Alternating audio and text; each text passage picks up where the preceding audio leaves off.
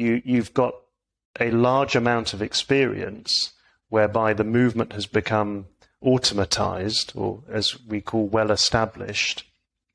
Now, whether that's an effective movement or not, the control of the movement is still the same. So, your club golfer trying to fix bad habits still needs a system or a framework in order to take them from that bad habit to one that is able to be more effective and long-lasting. Welcome to today's episode of Coach Noah Talks, powered by Integrity Golf Performance. In today's episode, I speak with Dr. Howie Carson about long-term player development. I hope you enjoy. Hi, Dr. Howie Carson. Thank you for taking the time to speak with me today. Hi, Noah. It's a pleasure. Pleased to be here. To get started, I want to jump right in. Could you just share a bit of information about your background, where your area of expertise is, and how you got to where you are in your career right now?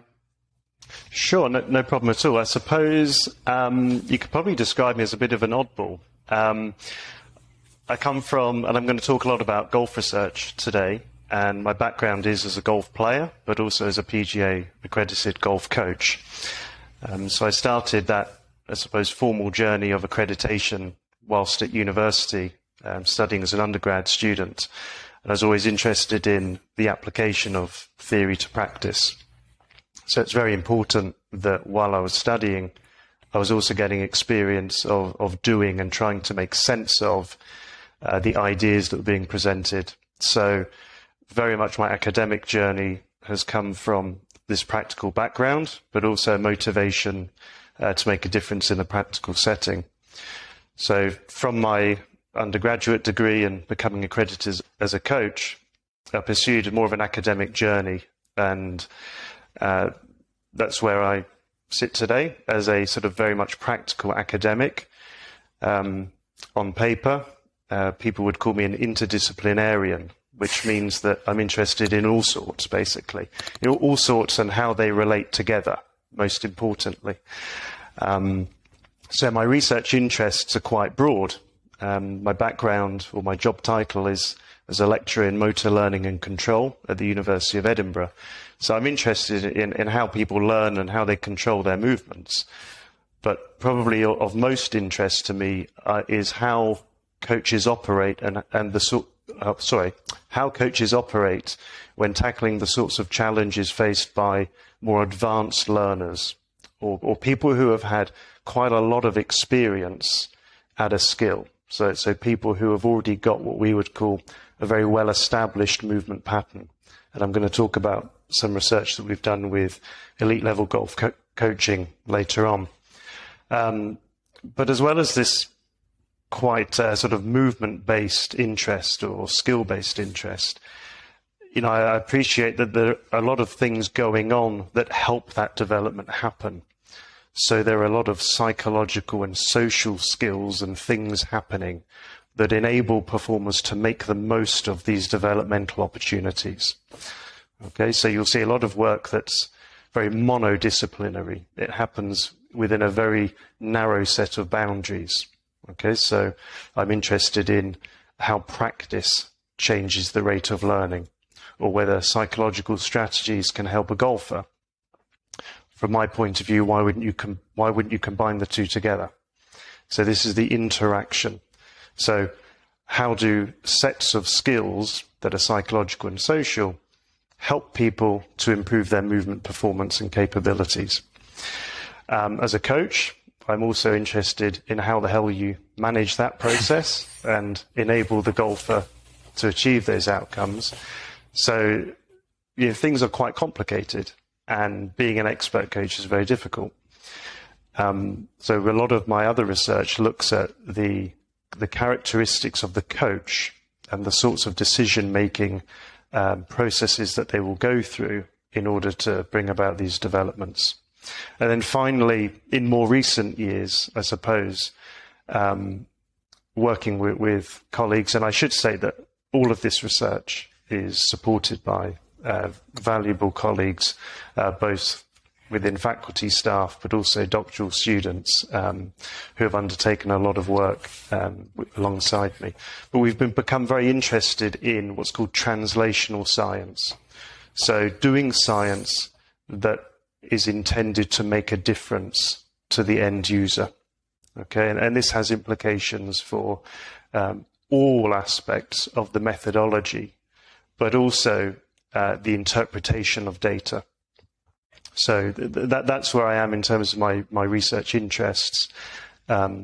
Pretty broad, requires quite a lot of adaptability and agility between the topics on my behalf, and you'll probably see some of this coming through in the studies that we're about to talk about. But those are pretty much my research interests. I tend to think of it as being all contained within coaching and performance science. Mm. I like that term, practical academic. I like that term a lot. Yeah, I mean, so Lowell and Dave Collins are no relation to one another, but they use this term pracademic. To sort of combine those two terms, and very much within our department, that's where we're coming from, very much a pracademic standpoint. Yeah, and that's why I'm excited to talk to you today, because especially from that golfing angle, a lot of the research that you've been involved with is directly studying golfing populations and or can be applied to that setting, or we can learn from that. And I think that's very important for coaches to be able to draw on research, but that the research is also digestible in a way that we can actually use it. I want to jump right in. So pretty much have 4 papers to cover. And so the first one we're going to touch on is titled From the Lesson Tee to the Course, a Naturalistic Investigation of Attentional Focus in Elite Golf. So to get us started, what were the findings, and or what is some of the information or background information that the listener has to be aware of? Sure. No, thanks for that. Now, I'd probably say that what's really important about this study, which I should say it was one of the doctoral studies of Stephen Orr, who's also a PGA Master Professional Golf Coach, and he was responsible for collecting the data, and this was very much his study, but I can certainly speak to it. And what I should say is that the research projects that we do are really underpinned by what we call a pragmatic philosophy. So I have just touched on this, but I will expand. And what this essentially means is that our starting point when designing research is to purposefully try and generate practical solutions for problems that truly exist in the real world. Now, of course, research can be at different stages within a project, but importantly, we don't limit ourselves to specific research approaches or methodologies because we see knowledge or reality as being characterized in one particular way. So, for instance, some people might say, oh, well, you should always measure something objectively, okay? And nor do we try and eliminate our biases when we're interpreting data. So instead, what we try to do is to make our biases transparent, and we try to use them to our advantage in terms of making sense of something, in this case, in the golfing context. So we have 2 golf coaches on this study, and also a consultant within golf. So we're able to use our knowledge to drive the study design and interpret the data. And also, we're not trying to seek or to find a right or wrong answer that will result in developing certain theories. Okay, so we're not hypothesis testing an idea in order to find support for a theory that can then be used by everybody. And this is where the first study really begins in terms of the attentional focus debate that you and some of your listeners might have, you might be very aware of within the literature.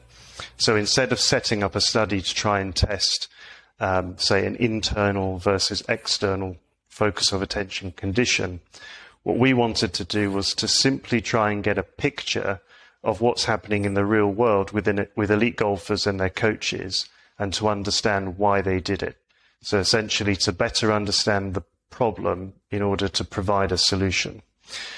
So we used our golfing knowledge, to generate or to differentiate, in this case, between different types of shots and between training competition contexts. Okay, because we knew that these might be important. Hence, this is our pragmatic approach. So you can see sort of what we did there in terms of the method. So we were interested in observing coaches and observing players in this case, a lesson context. And we wanted to find out what they were thinking about and why they were thinking about it. So it's actually quite a simple study. And that this involved Stephen video recording golf lessons with these elite coaches and players. So we had evidence of what was going on that could then be used within an interview to ask them to elaborate on what was happening. So in terms of the findings, they're really very interesting and insightful in that we found that the players and coaches were using a range of different attentional foci during the single lesson. So they were focusing on what the club was doing, focusing on the body position, the feelings of the body, the rhythm of the shot, and also the outcome. So you could say that they were using a real spectrum of different foci that you may have seen in other studies being compared against each other. Mm-hmm. Okay. Another finding was that the type of focus that the players adopted and that the coaches were trying to encourage the players to use differed between the short game shots and the long game shots. So predominantly for the long game shots, players were using and coaches were advocating an internal focus of attention. Okay, so focusing on what the body was doing. Whereas for the short game shots, it was very much external. So either focusing on what the club was doing, the mechanics of the club, or the flight of the ball or the landing spot on the green, for instance. Okay, so we had differences between the two types of shot, which was really interesting. We also found that players, while they reported the type of focus that the coach was trying to get them to do, they didn't always adhere to them. Okay, so they added cues themselves independently. So a coach would say focus on one thing, and then that would lead to them essentially following their own process. Okay, so there was a bit of inconsistency between the player's focus and what the coach was reporting as being the focus for that particular part of the lesson.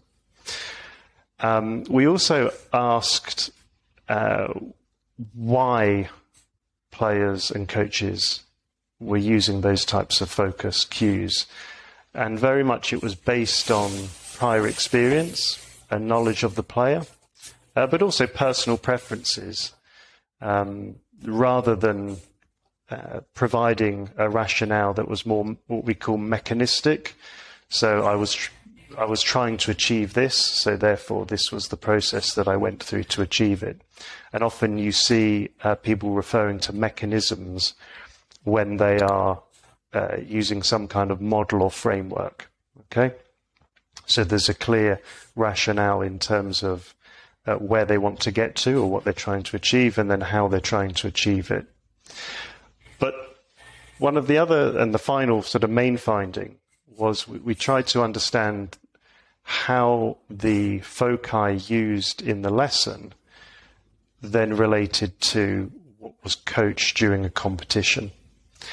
And it was at this stage that we found that the coaches didn't really have much impact or input, rather, to what the players were focusing on during competition. Players were sort of left to devise their own strategy. Coaches would be much more hands-off. And players would mainly focus on the outcome of the skill. So not focusing on the mechanics, instead focusing more on game-related factors such as decision-making and the type of shot that they wanted to play. So those were the main findings. And then we came up with a series, I suppose, of what this all means in our discussion. I don't know if you want to sort of pick up on anything that I've said so far. I wanted to clarify quite a lot. Yeah. The focus part. The analysis was done on the focus at what point? Over the ball, during the swing, as they're getting ready, or was there a specific timeline that was being analyzed? Yeah, so we were asking players what they were focusing on during the shot. Okay.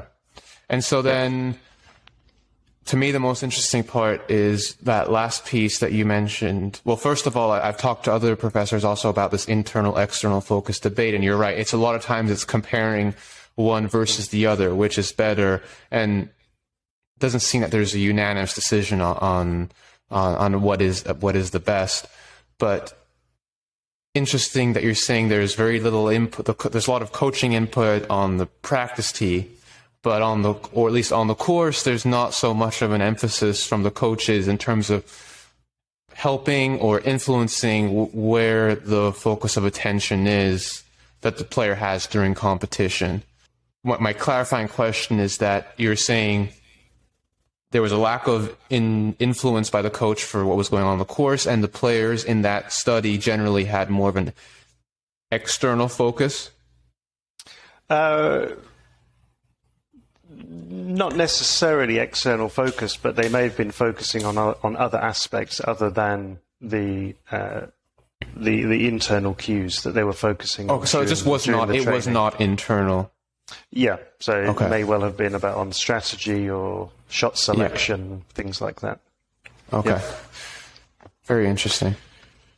Yeah, I mean, at the moment we can only, at that point we could speculate on why coaches may not have impacted on or may not have provided so much guidance on what to do in competition. But that would be, I guess, speculating. But yeah, I mean, that could be, anything from, I suppose, knowing or understanding the difference between training and competition to the way that golf lessons are structured, because often you have a limited amount of time with the coach and you work with them based on, what's in front of you. Or it might be that golf coaches don't know how to impact or advise on competition. Those are only speculations. But at the moment, there's certainly, a need for more follow-up in that regard. And what were you said there was some summarizing pieces in that paper that, can you share some insights into those? Yeah, absolutely. Yeah. I mean, so just looking at some of the discussion points in terms of, what does this all mean in terms of, I guess, for theory and for practice? Well, we set out to try and understand the reality in terms of, what was actually happening in golf coaching. And what we found is that the process of focusing your attention or attentional focus is complex. So it's not as simple as saying, it's this or that, as you've mentioned. It's interesting that the different type of shot changed the nature of the focus. So for more simpler shots in the short game, it didn't perhaps require as much attention to the movement pattern itself. So we drew upon a theory called mesh control theory, proposed by Wayne Christensen, John Sutton, and Doris McIlwain, that makes some really good critiques of a lot of theoretical literature. And what they say is that a lot of studies have asked expert or skilled performers to perform tasks that are very easy in a laboratory setting.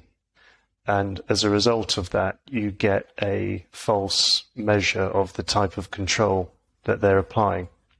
So if you ask a skilled golfer, and I've taken part in some of these studies myself, so I understand, if you ask a skilled golfer to putt a golf ball on a flat surface 2 meters away 60 times, of course they're not going to think about it. It's easy. Why would they need to think about it? You just repeat. But what they say is that the reality of skilled performance is that they have to deal with a number of challenges relating to how they perform the skill. Sometimes these challenges are very easy, in which case experts or skilled athletes will adopt what they call a smooth style of control. It's very easy and automatic. But as the complexity of the skill increases, or the consequences of the skill increase, players will use a different style of control, what they call an adaptive style of control, to eventually, for very severe problems, a problem-solving style of control. So they talk about a spectrum of control styles that a athlete or golfer, in this case, may need to transition across within a single performance. And I think that what we're seeing here is some evidence for that, at least spectrum of control styles. So for short game shots, where the mechanics of the skill are much simpler, they're much slower, they're smaller amplitude compared to a full swing type of shot, the player doesn't need to, at least in this lesson context that we were studying, doesn't need to attend to the movement in the same way as they might when you've got a much faster and larger gross skill, such as the full swing. So there are characteristics of the physical execution, or what we call motoric aspects, the complexity of the movement itself, seem to be interacting with the nature of focus applied. Okay? We also see that players are not always listening to what the coach is saying. Perhaps shocking. Because they're, perhaps because they're trying to make sense of, or to apply personal meaning to a concept that a coach is, trying to introduce, which we know actually from a lot of the theoretical research is important. So it's important that when you give somebody an instruction to focus on something, that you share the same understanding of what that means in terms of the control. So, that's not surprising. But what we're seeing, I don't know, are you familiar with what's called a biopsychosocial approach? So what it means is that underpinning the behavior that we're seeing, so in this case the golf shot, there is an interaction between biological or physical, in this case, psychological and social factors. People tend to only research them as individual things. So I'll measure the movement of a golf swing. That's the biological or the physical characteristic of that performance. Or I'll look at the person's mental state or what they're focusing on, the psychological. Or I'll try and understand how social dynamics between a coach and an athlete might influence performance or, coaching quality. But what we've seen here and been able to explore, because of the way that we've designed the study, looking at the different types of shots, the transition between competition, training and competition, and also interviewing the coach and the player, is that we've seen that there's this interaction. So what we can say is that the application of attentional focus is a biopsychosocial phenomena. Mm-hmm. So now when you look at a lot of the studies within the literature, so not only are people comparing one set of instruction, so one universal instruction, so everybody has to follow the same instruction, and we know that that's not the way that golfers implement that instruction. we see issues with the psycho part here. Yeah.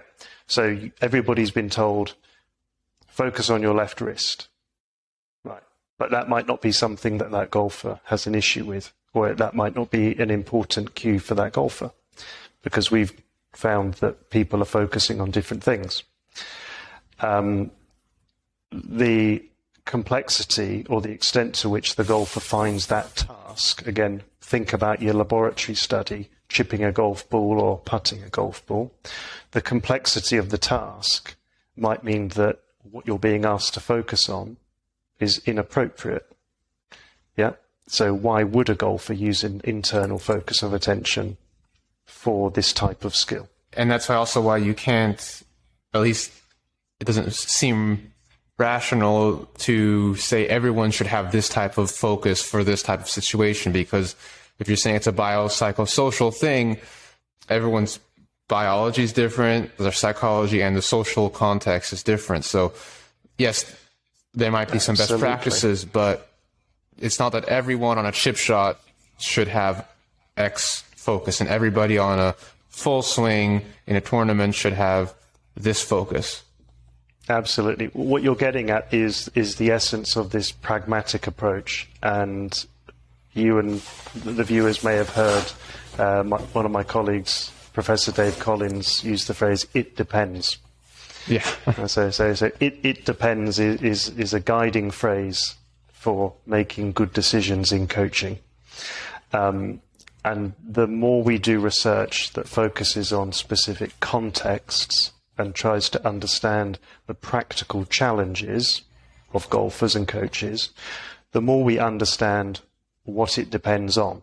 So if we were to do studies looking at coaching interactions where we had different personalities of golfers, or we had golfers of different ages but of the same handicap ability, we would start to see that, some things work for some golfers but not for others.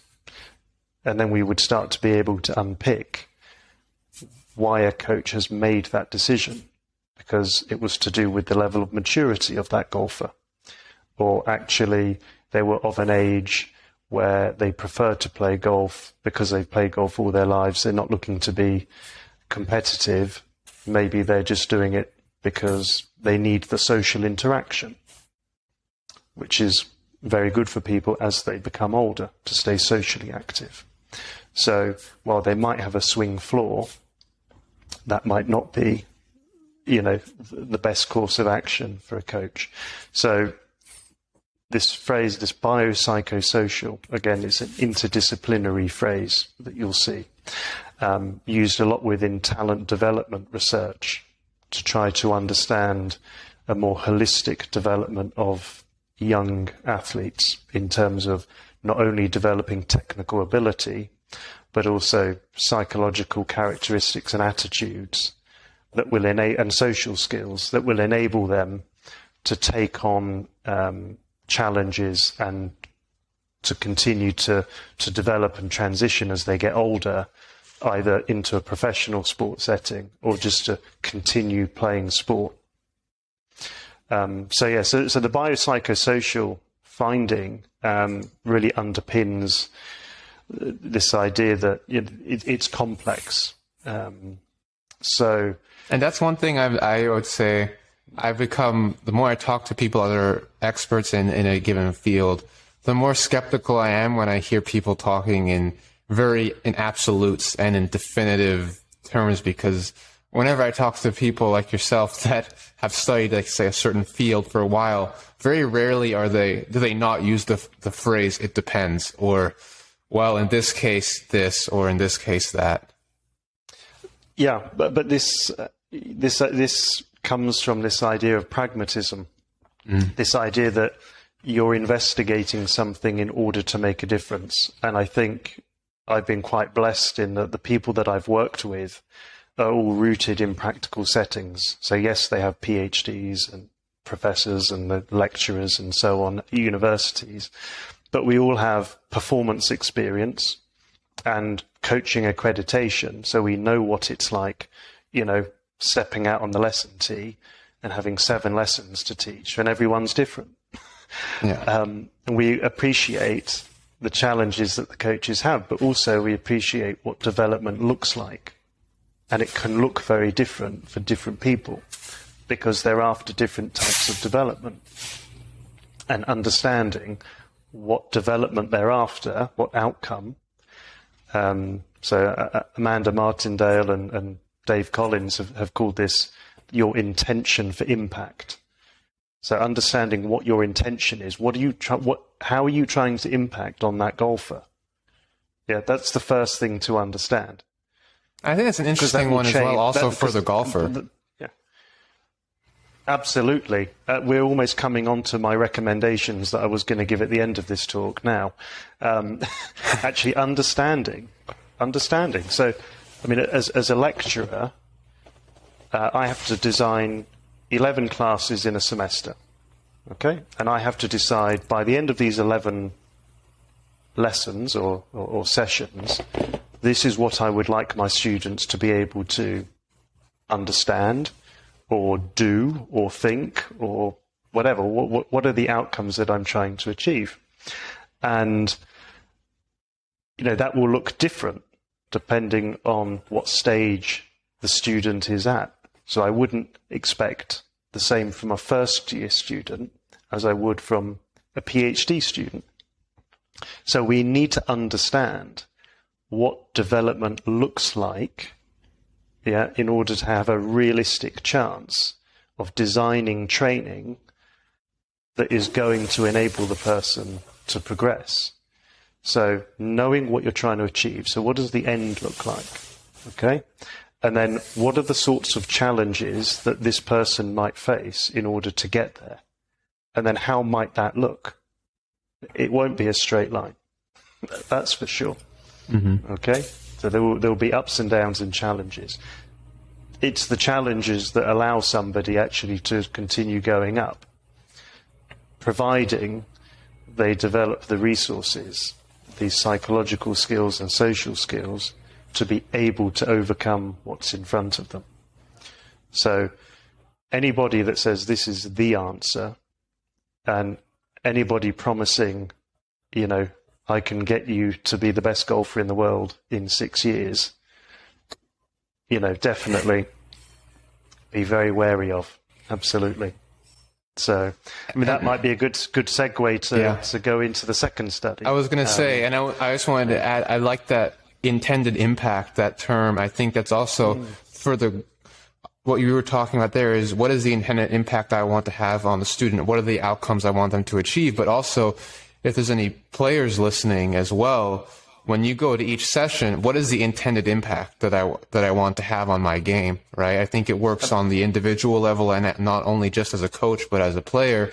And this kind of segues into that next paper that if you are only going day to day without any sort of structure, it's hard to really clarify what your intended impact or make a meaningful impact if you're just hopping around.